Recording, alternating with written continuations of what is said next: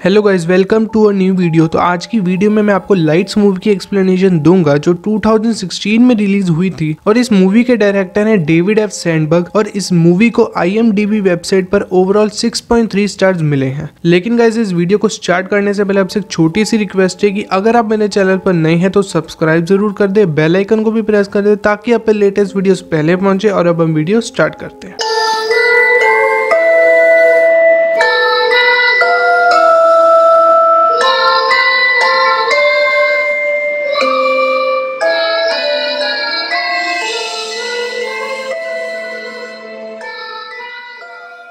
तो मूवी के स्टार्टिंग के सीन्स में हम देखते हैं कि काफी रात हो रही होती है और एक वेल टेक्सटाइल नाम की इंडस्ट्री होती है जहां उस इंडस्ट्री का ओनर पॉल वीडियो कॉल पर अपने बेटे मार्टिन से बात कर रहा था और उसके बेटे ने बताया कि उसकी मॉम की तबीयत ठीक नहीं है। तो उसके फादर पॉल ने कहा कि वो 1 घंटे के अंदर अंदर घर आ जाएगा। फिर उसी समय उसकी असिस्टेंट एस्तर वहां आ जाती है और वो अपनी असिस्टेंट को ऑफिस बंद करने और सभी काम कर रहे लोगों को घर भेजने के लिए कहता है। लेकिन जब उसकी असिस्टेंट सभी चीजें चेक करके ऑफिस की लाइट बंद करती है तो उसे एक अजीब सी चीज खड़ी दिखाई देती है और जब वो ऑफिस की लाइट जलाती है तो वो चीज वहां से गायब हो जाती है। लेकिन दोबारा लाइट बंद करने पर वो चीज उसके सामने आकर उसे डरा देती है और वो असिस्टेंट ऑफिस की लाइट ऑन करके फटाफट भागकर पॉल के पास आ जाती है और वो उसे बताती है कि उसने ऑफिस में कोई अजीब सी चीज देखी। लेकिन पॉल क्योंकि फोन पर बात कर रहा था तो वो उसकी बात पर ज्यादा ध्यान नहीं देता है और फिर पॉल अपनी असिस्टेंट को घर जाने के लिए कह देता है। फिर उसके बाद हम देखते हैं कि जब पॉल खुद चेक करने गया तो उसे वहां किसी चीज के गिरने की आवाज आती है और जब वो पीछे मुड़कर देखता है तो उसे वो अजीब सी चीज दिखाई देती है जो 2 लाइट्स के बीच के अंधेरे में खड़ी थी। तो पॉल उससे बचकर वहां से भाग ही रहा होता है कि वो चीज उस पर अचानक हमला कर देती है और फिर पॉल देखता है कि वो चीज रोशनी में नहीं आ सकती और इसीलिए वो फिर अपनी जान बचाकर अपने ऑफिस में आकर लाइट्स को ऑन कर देता है। लेकिन अचानक उसकी ऑफिस की लाइट्स भी फ्लिकर होने लगती है और फिर वो बंद भी हो जाती है। फिर अचानक से ऑफिस का डोर खुलता है और वो चीज पॉल पर हमला करके उसे मार देती है। फिर उसके बाद सीन्स चेंज हो जाते हैं और हम देखते हैं कि पॉल के बेटे मार्टिन को नींद नहीं आ रही थी क्योंकि उसे लगता था कि उसकी मॉम सोफी किसी से अकेले में बात कर रही है। और जब मार्टिन वहां अपनी मॉम के रूम में देखने के लिए गया तो उसकी मॉम सोफी ने उसे वहां से जाने के लिए कहा और उसके साथ साथ मार्टिन को वही चीज अपनी मॉम के पीछे भी खड़ी दिखाई देती है जिसके कारण मार्टिन बहुत डर जाता है और अपने बेडरूम में वापस आ जाता है। और उसके बाद मार्टिन सुबह स्कूल में जाता है क्योंकि मार्टिन कल रात से सोया नहीं था और वो स्कूल में ध्यान से पढ़ नहीं रहा था। तो स्कूल का स्टाफ पहले उसकी मॉम को फोन करता है लेकिन उसकी मॉम के फोन ना उठाने पर मार्टिन अपनी बहन रिबेका का नंबर देता है और फिर रिबेका और उसका फ्रेंड ब्रेड स्कूल में आ जाते हैं। मार्टिन की बहन रिबेका अपने भाई और अपनी मॉम सोफी से दूर शहर के अलग इलाके में रह रही थी क्योंकि उसे उसकी मॉम का बर्ताव अच्छा नहीं लगता था और उसे लगता था कि उसकी मॉम का दिमाग खराब है। तो रिबेका मार्टिन को स्कूल से सीधा पहले अपने घर लेकर आती है जहाँ वो अपनी मॉम से कहती है कि उनके बर्ताव से मार्टिन बहुत डरा हुआ है और जब तक वो ठीक नहीं होती मार्टिन उसके साथ रहेगा। और फिर रिबेका मार्टिन को वहां से अपने घर ले आती है। उसके बाद रात हो जाती है और मार्टिन और रिबेका डिनर करके सो जाते हैं। लेकिन उसी रात को रिबेका को उसके रूम से कुछ आवाजें आती हैं जैसे कोई फर्श को खरोंच रहा हो और जब रिबेका के रूम की लाइट्स फ्लिकर होने लगती है तो रिबेका को कोई अजीब सी चीज कभी गायब या कभी दिखाई देने लगती है। और फिर जब रिबेका उस अजीब सी चीज को देखने के लिए अपने बेड से नीचे उतरती है तो वो चीज रिबेका पर हमला करती है। लेकिन उसी समय रिबेका के रूम की लाइट्स ऑन हो जाती है जिसके कारण रिबेका बच जाती है। फिर रिबेका जल्दी से अपने रूम की मेन लाइट को ऑन कर देती है जिससे कि वो डरावनी चीज रिबेका को दिखाई देनी बंद हो जाती है। फिर रिबेका अपने वॉशरूम में आती है जहां उसे बाथटब में से एक आवाज आती है और जब रिबेका बाथटब का कर्टन हटाती है तो उसे वहां पर मार्टिन दिखाई देता है जो कि सो रहा था। उसके बाद सुबह हो जाती है और मार्टिन के स्कूल की केयर टेकर उसका हालचाल पूछने और उसे स्कूल लेकर जाने के लिए आ जाती है। मार्टिन के स्कूल जाने पर रिबेका उसी जगह पर आती है जहां वो चीज रात को फर्श को खरोच रही थी और जब रिबेका कारपेट हटाती है तो उसे वहां पर डायना लिखा दिखाई देता है। और फिर रिबेका को उसके बचपन का एक किस्सा याद आने लगा जहां जब वो छोटी थी और एक पेंटिंग बना रही थी और उसकी पेंटिंग अचानक से गायब हो गई थी और फिर उसके क्लोजेट में से आवाज आने लगी और उस क्लोजेट की लाइट ऑन करने पर उसे उसकी पेंटिंग मिली जहां उसके डैड को हटाकर एक डायना नाम का फिगर दिखा। उसके बाद रिबेका ने अपने फ्रेंड ब्रेड के साथ अपनी मॉम के घर जाकर उनसे बात करने का सोचा। जब वो दोनों घर घर पहुंचते हैं तो उन्हें वहां उसकी मॉम नहीं मिलती और इसीलिए वो घर की तलाशी लेना शुरू कर देते हैं। तलाशी करते करते रिबेका एक रूम में पहुंचती है जहां उसे उसके मॉम और डायना की फोटो मिलती है जो मलबरी हिल्स नाम की जगह पर खींची गई थी। फिर और थोड़ा ढूंढने पर रिबेका को एक बॉक्स मिलता है जिसमें उसे ऑडियो क्लिप और कुछ फोटोज भी मिलती हैं। और जब रिबेका उस टेप को चलाती है तो वो टेप एक डायना नाम की लड़की के केस पर होती है जिसे स्किन की ऐसी प्रॉब्लम थी जिसका कोई इलाज नहीं था। और उस टेप में ये भी बताया गया कि उस पेशेंट को रोशनी से बहुत तकलीफ थी, यानी कि जब भी उसे रोशनी में लेकर जाते थे तो वो बहुत ही ज्यादा गुस्से में आकर सभी पर हमला करने लगती थी। इसके साथ साथ उस टेप में ये भी बताया गया कि डायना को उसी मेंटल हॉस्पिटल में एक दोस्त भी मिली जिसका नाम सोफी था और ये सोफी और कोई नहीं बल्कि रिबेका की मॉम थी। इसके साथ साथ ये भी बताया गया कि उस पेशेंट डायना पर एक एक्सपेरिमेंट किया गया जिसके कारण वो मारी गई और फिर रिबेका वो सबूत वहां से लेकर अपने घर वापस आ जाती है। उसके बाद सीन्स चेंज हो जाते हैं और हम देखते हैं कि शॉपिंग से वापस आने पर सोफी और मार्टिन मूवी देखने लगते हैं। लेकिन मूवी देखते देखते सोफी अचानक लाइट्स ऑफ कर देती है और वो मार्टिन को समझाती है कि अब उनके साथ उनकी दोस्त डायना भी रहेगी। और फिर अचानक डायना मार्टिन के सामने आ जाती है, लेकिन मार्टिन उस रूम की लाइट्स को ऑन करके वहां से अपनी जान बचाकर अपनी बहन रिबेका के घर आ जाता है। फिर रिबेका अपने भाई मार्टिन को डायना के केस के बारे में सब कुछ बता देती है और फिर रिबेका, ब्रेट और मार्टिन अपनी मॉम के घर आते हैं डायना के बारे में बात करने। और जब रिबेका अपनी मॉम से डायना के बारे में पूछती है तो वो रिबेका को कहती है कि वो सिर्फ उनकी दोस्त है और फिर वो अपने रूम में वापस चली जाती है। उसके बाद वो सभी घर में हर जगह कैंडल्स, लैंप्स में बल्ब और घर की ऑलमोस्ट सभी लाइट्स को ऑन कर देते हैं, लेकिन रिबेका अपने दोस्त ब्रेट को वहां से जाने के लिए बोलती है और फिर वो सभी सोने की तैयारी करने लगते हैं। वो सभी सोने ही लगते हैं कि अचानक पूरे घर की लाइट्स बंद हो जाती हैं और फिर रिबेका एक फ्लैशलाइट लेकर घर के मेन पावर स्विच को देखने के लिए जाती है, लेकिन घर जा रहा ब्रेट स्ट्रीट लैंप को देख लेता है जो कि बंद हो गया था। फिर मार्टिन भी रिबेका को ढूंढते ढूंढते कैंडल लेकर बेसमेंट में आ जाता है, लेकिन बेसमेंट में पहुंचते ही रिबेका को पता लग जाता है कि ये डायना की चाल है और इसीलिए डायना उन दोनों को बेसमेंट में बंद कर देती है। जब ब्रेट घर में वापस आता है और उन दोनों की बेसमेंट से आवाजें सुनकर जब वो बेसमेंट का दरवाजा खोलने लगता है तो डायना उस पर भी हमला कर देती है, लेकिन ब्रेट अपनी जान बचाकर गाड़ी लेकर वहां से चला जाता है। क्योंकि मार्टिन के पास एक कैंडल थी तो वो दोनों बेसमेंट में कुछ कागज जलाकर रोशनी करने लगते हैं ताकि डायना उन्हें चोट ना पहुंचा सके। और उसी दौरान उन्हें एक ब्लू एलईडी लाइट मिलती है। फिर रिबेका उस लाइट को जलाकर बेसमेंट में कुछ चीजें ढूंढने लगती है, लेकिन डायना रिबेका को पकड़ लेती है। फिर मार्टिन फ्लैशलाइट की रोशनी डायना के हाथ पर डालता है जिससे कि डायना वहां से चली जाती है। फिर उसके थोड़ी देर बाद ब्रेट पुलिस को ले आता है और पुलिस रिबेका और मार्टिन को बचा लेती है, लेकिन डायना उन दोनों पुलिस ऑफिसर्स पर भी हमला करके उन्हें मार देती है। फिर रिबेका एक फ्लैशलाइट की मदद से मार्टिन को ब्रेट के हवाले कर